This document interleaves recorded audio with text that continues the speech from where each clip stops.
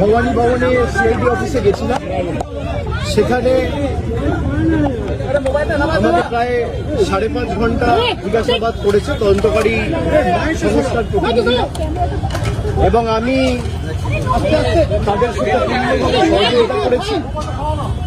আমার legal right, আমি কোর্টে মুভ করবো। কোর্ট আমাকে 6টার মধ্যে গতকাল ভবানী ভবনে সিআইডি হেডকোয়ার্টারে সশরীরে উপস্থিত থাকার জন্য নির্দেশ দিয়েছিল।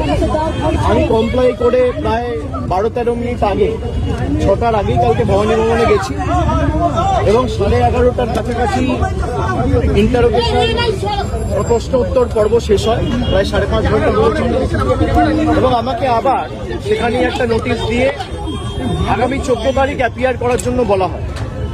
আমি 14 তারিখ কলকাতায় আছি, আমি 14 তারিখ অ্যাপিয়ার করবো আবার। আমি কোনো তদন্ত এড়িয়ে যাইনি। আমাকে দিল্লিতেও তদন্তকারী সংস্থা যখন ডেকেছে আমি গেছি, কলকাতাতেও নিজাম প্যালেস হোক, এদিকে সিজিও হেডকোয়ার্টার হোক, ইডির কাছে হোক, আমি গেছি। আমি সবসময় তদন্তে সহযোগিতা করেছি, এবং আমার সমর্থন অনুযায়ী যতটুকু কেন্দ্রীয় তদন্তকারী সংস্থা বা এই মুহূর্তে দাঁড়িয়ে রাজ্যের গোয়েন্দা সংস্থা সিআইডির সাথে যেটুকু সহযোগিতা করা উচিত আমি নিশ্চিতভাবে করছি।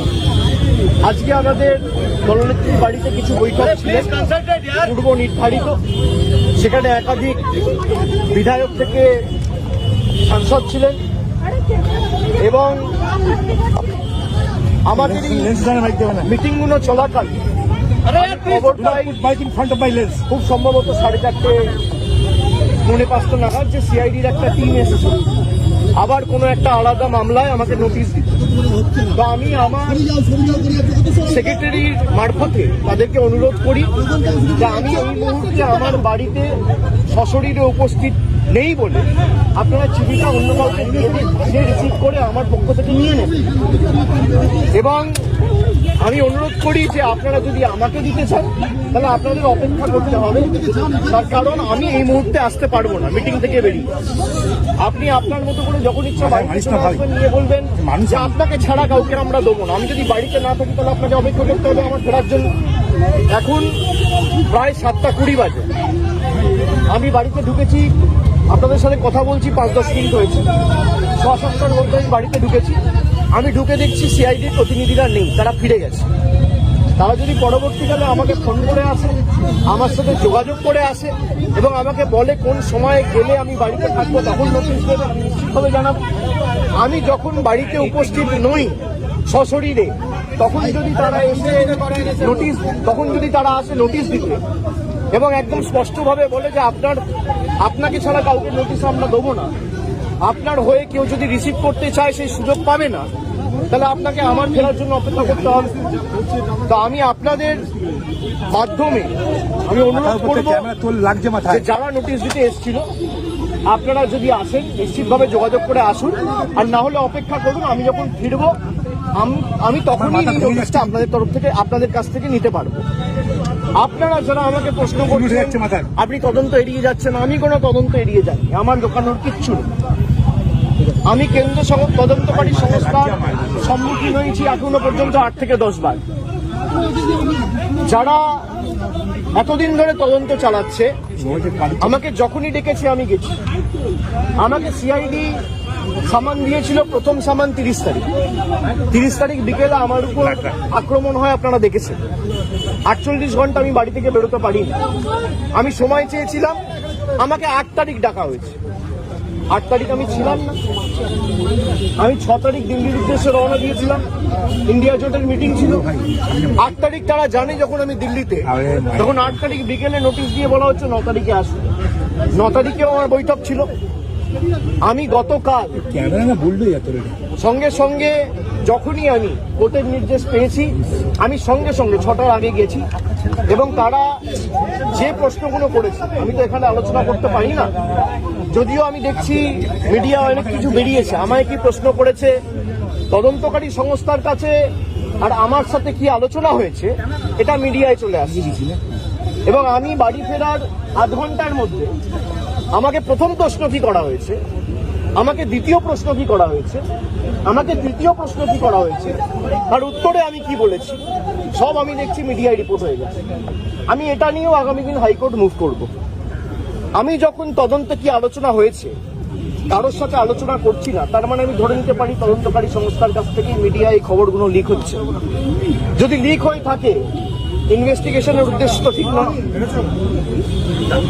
সুতরাং আমি বারবার তদন্তকারী সংস্থা যেখানে আমাকে ডেকেছে আমি গেছি। আমি যদি কলকাতায় উপস্থিত না থাকি আমি তো যেতে পারি না। আমার সামর্থ্য অনুযায়ী যেখানে যখন প্রয়োজন হয়েছে যে মামলায় ডাকুন। আর এখন সরকার পাল্টেছে, এরা বিভিন্নভাবে মামলায় আমাকে ট্যাগ করবে। আমি শুনেছি যে মামলায় আজকে আমাকে নোটিশ দিতে এসছে, আমি বলেছি 4 তারিখের পর ডিজে বাজে। আমি প্রশ্ন করতে চাই যে আমি যদি সত্যি কোনো ভুল বলে থাকি, আমি এই স্টেটমেন্টগুলো কবে করেছি? নির্বাচন চলাকালীন। নির্বাচন যখন চলছে, ল অ্যান্ড অর্ডার, আইন শৃঙ্খলা কার আন্ডারে? ইলেকশন কমিশনের আন্ডারে। মমতা বন্দ্যোপাধ্যায়ের আন্ডারে তো ছিল না। তাহলে তখন আমার বিরুদ্ধে এফআইআর হলো না কেন? ইলেকশন কমিশনের বিরুদ্ধে কমপ্লেন হলে ইলেকশন কমিশন আমার বিরুদ্ধে ব্যবস্থা নিল না কেন?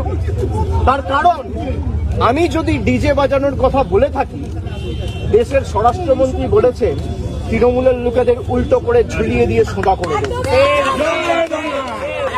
প্রত্যেক ক্রিয়ার সমান এবং বিপরীত প্রতিক্রিয়া রয়েছে। আপনি বলবেন জ্ঞানেশ কুমারকে যদি আমার এগেনস্টে অ্যাকশন নিতে হতো তাহলে অমিত শাহর বিরুদ্ধেও অ্যাকশন নিতে হতো।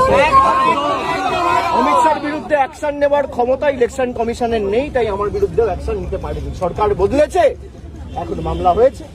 তাহলে আমার বিরুদ্ধে যদি মামলা হয় আমি ডিজে বাজাবো বলে, তাহলে অমিত শাহর বিরুদ্ধে এফআইআর হবে না কেন? আমরা তো কোর্টে মুভ করবো।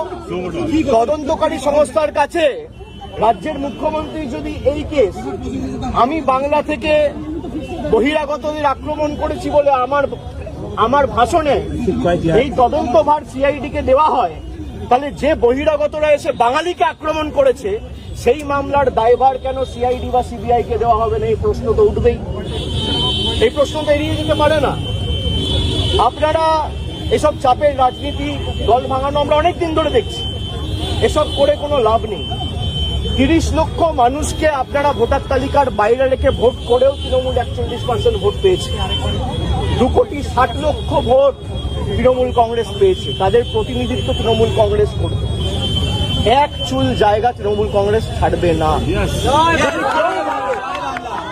থমকে চমকে সিআইডি দিয়ে, সিবিআই দিয়ে, দল ভেঙে, উৎসাহ করে, গায়ের জোরে কর্মীদের মিথ্যা মামলায় ফাঁসিয়ে ফলস কেসে ইমপ্লিকেট করে, পার্টি অফিস দখল করে, বাড়ি ভেঙে, ঘর জ্বালিয়ে তৃণমূল কংগ্রেসকে দমিয়ে দেবো। সিপিএম এর বিরুদ্ধে লড়াই করে 34 বছরের জগদ্দল পাথরকে সরিয়ে তৃণমূল কংগ্রেস ক্ষমতায় এসছে মানুষের আশীর্বাদ। 2011 সালের পরিবর্তন আর 2026-এর পরিবর্তনটা খালি একটু তুলনা করুন। মানুষের মধ্যে কোনো আবেগ নেই, স্বতঃস্ফূর্ততা নেই। 8টার পর রাস্তা শূন্য, ফাঁকা। বিজেপি বিজয় মিছিল বার করতে পারছে না। যারা বড় বড় ভাষণ দিচ্ছে, আমি বলবো রাজনৈতিক ভাবে মোকাবিলা করুন। মানুষ যদি আপনাদের জিতিয়ে থাকে, মানুষের জন্য কাজ করুন। মানুষ বুলডোজারের জন্য ভোট দেয়নি, মানুষ কর্মসংস্থানের জন্য ভোট দিয়েছে, শান্তি শৃঙ্খলা সম্প্রীতির জন্য ভোট দিয়েছে।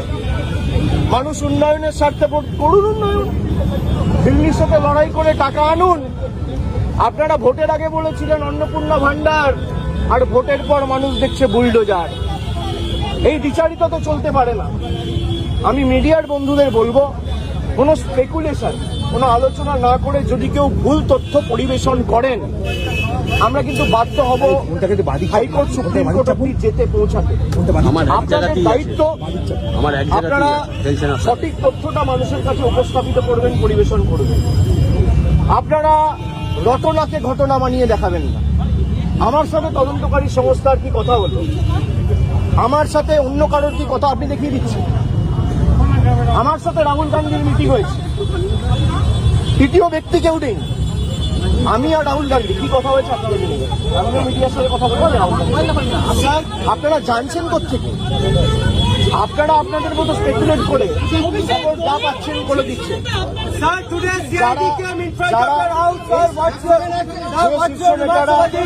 যে শীর্ষ নেতারা আমার বিরুদ্ধে কথা বলছে, দলে আলোচনা করার জায়গা রয়েছে এবং আপনি স্পেসিফিক্যালি করতে পারেন কল্যাণ বন্দ্যোপাধ্যায় বলেছে। কল্যাণ বন্দ্যোপাধ্যায়ের অধিকার রয়েছে আমাকে নিয়ে কথা বলার, কল্যাণ বন্দ্যোপাধ্যায়ের অধিকার রয়েছে আমাকে নিয়ে চারটে কটু কথা বলার। কল্যাণ বন্দ্যোপাধ্যায় আমাকে ছোট থেকে মানুষ করেছে, আমায় বড় হতে দেখেছে। আমি এই কথাগুলো নিয়ে খারাপভাবে নিই না। ওনার একটা ঘটনা হয়তো খারাপ লাগতে পারে, উনি বলেছেন, কিন্তু আমি আমার কোনো ব্যক্তিগত ক্রোধ বা আমার কোনো ব্যক্তিগত ক্ষোভ কল্যাণ বন্দ্যোপাধ্যায়ের বিরুদ্ধে নেই। আমি তাকে আগেও সম্মান করতাম, আগামী দিনেও করতাম। দেখতে থাকুন, সঙ্গে থাকুন বেঙ্গল নিউজ টিভি।